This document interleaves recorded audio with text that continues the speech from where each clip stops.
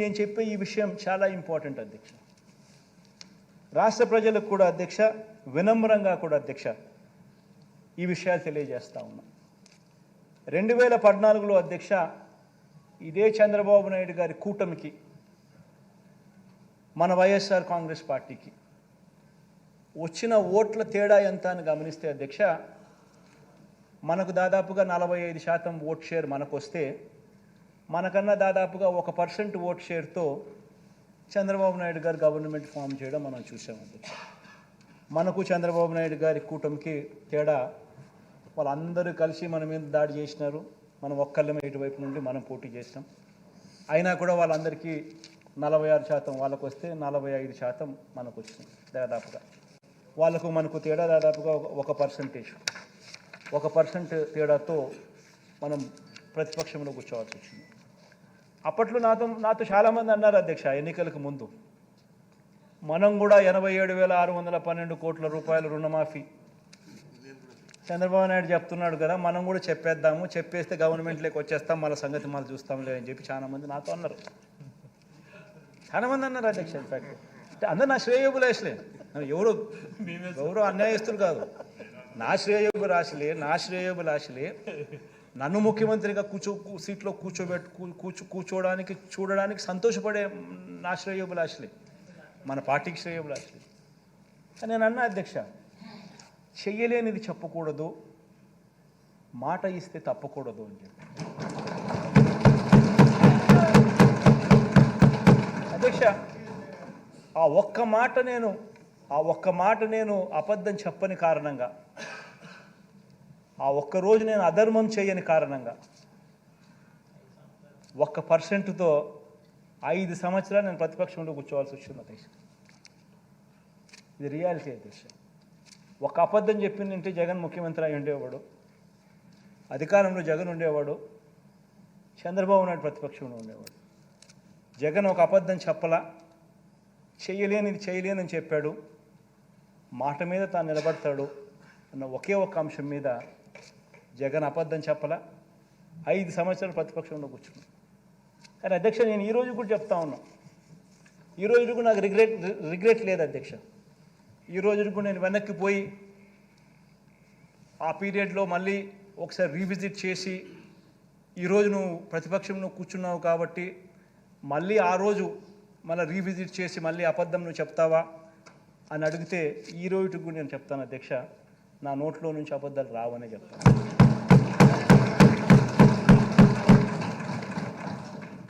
అధ్యక్ష, ఇది చాలా ఇంపార్టెంట్ అధ్యక్ష.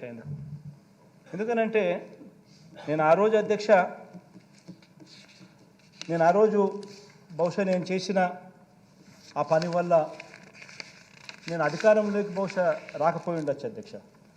కానీ అధ్యక్ష, అధికారంలోకి నేను రాలేకపోయిన అధ్యక్ష, ప్రజల్లో విశ్వసనీయత అన్న అంశం ఏమిటి, విశ్వసనీయత అన్న పదానికి అర్థం మాత్రం జగనే విశ్వసనీయతకు అర్థం అని చెప్పి మాత్రం ప్రజలకు నన్ను నమ్మినారు అధ్యక్ష.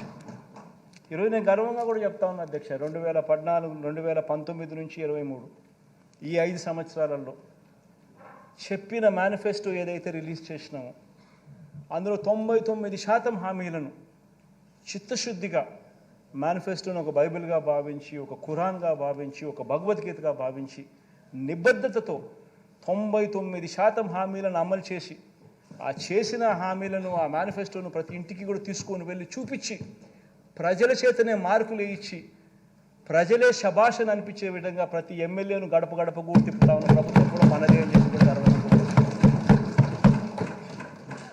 అధ్యక్ష. ఇది అధ్యక్ష తేడా మనకు చంద్రబాబు నాయుడు గారికి అధ్యక్ష.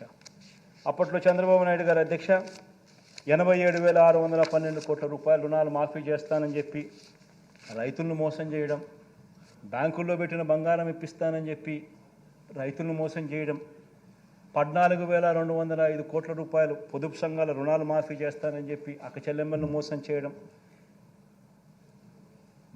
చేయడమే కాకుండా సున్నా వడ్డీని సైతం అక్టోబర్ 2016 నుంచి రద్దు చేయడం, ప్రతి ఇంటికి ఓ ఉద్యోగం ఇవ్వలేకపోతే 2,000 రూపాయలు నిరుద్యోగ భృతి ఇస్తానని చెప్పి ప్రతి ఇంట్లో ప్రతి పిల్లాడికి ఏకంగా 1,25,000 రూపాయలు బాకీ పడి అది ఎగరగొట్టి ఇలా రకరకాల పద్ధతుల్లో మోసం చేశాడు. కాబట్టి నేను గర్వంగా కూడా చెప్తా ఉన్నాను, రకరకాల పద్ధతులు ఆయన అబద్ధాలు చెప్పాడు, మోసం చేశాడు. కాబట్టి 2019లో ఏకంగా చంద్రబాబు నాయుడు గారికి వచ్చింది 175 స్థానాలకు కేవలం 23 స్థానాలు ఇచ్చి ఆయన ప్రతిపక్షంలో కూర్చుంటాడు.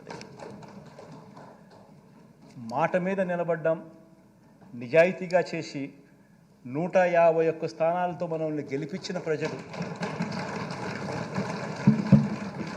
ఆ మాట మీద మనం నిలబడ్డాం. కాబట్టి డే 1 నుంచి ఆ చిత్తశుద్ధిని చూపించాం. కాబట్టి డే 1 నుంచి ఆ నిబద్ధత మనం చూపించాం. కాబట్టి అధ్యక్ష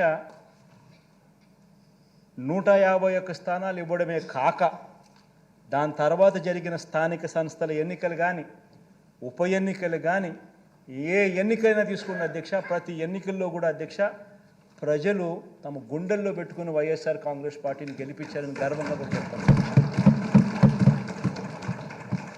అధ్యక్ష.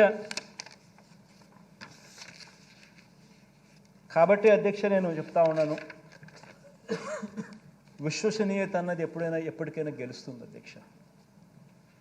విశ్వసనీయత అన్నది ఒక వ్యక్తి సంపాదించుకోవాలి అని అంటే ఫలానోడు క్రెడిబుల్, ఫలానోడు నమ్మకస్తుడు అని సంపాదించుకోవాలని అంటే అధ్యక్ష, ఆ పేరు సంపాదించుకోవాలంటే అధ్యక్ష కొంతమందికి సంవత్సరాలు గడుస్తుంది అధ్యక్ష. ఆ అవకాశం రాకపోవచ్చు, సంపాదించుకునే పరిస్థితి కూడా కొంతమందికి ఉండకపోవచ్చు, మంచోళ్ళు అయినప్పటికీ కూడా.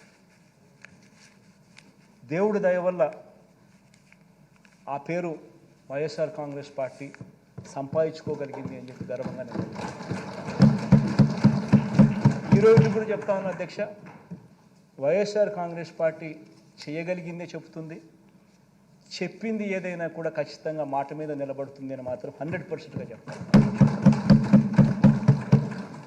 ప్రతి ఇంట్లో కూడా ఈ చర్చ జరగాలి, ఈ జరిగిన ప్రతి విషయం కూడా ఆలోచనలు జరగాలి, మీ ద్వారా ప్రతి ఇంట్లో కూడా ఈ చర్చ జరగాలని కూడా కోరుకుంటూ, దేవుడి దయతో ప్రజలందరి చల్లని దీవెనలతో మళ్ళీ 3 నెలలకు మళ్ళీ ఇదే చట్టసభలో పూర్తి స్థాయి బడ్జెట్ మళ్ళీ ప్రవేశపెట్టి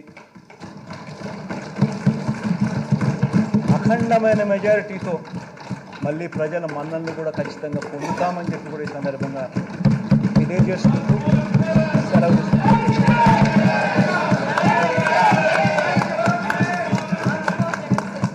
ఇది ఆయనకు మనకు ఉన్న తేడా అధ్యక్ష. బాబుకు అధ్యక్ష వాగ్దానాలు అమలు చేసే ఉద్దేశం లేదు, అమలు చేసిన చరిత్ర అంతకన్నా లేదు అధ్యక్ష.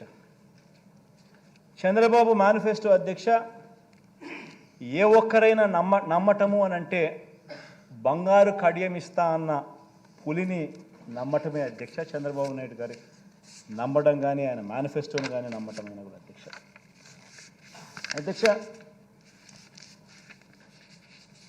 ఇదే గౌరవ సభలో అధ్యక్ష నేను ఇంకా కొన్ని విషయాలు చెప్పాలనుకుంటున్నాను అధ్యక్ష. అధ్యక్ష రాష్ట్ర ప్రజలకు అధ్యక్ష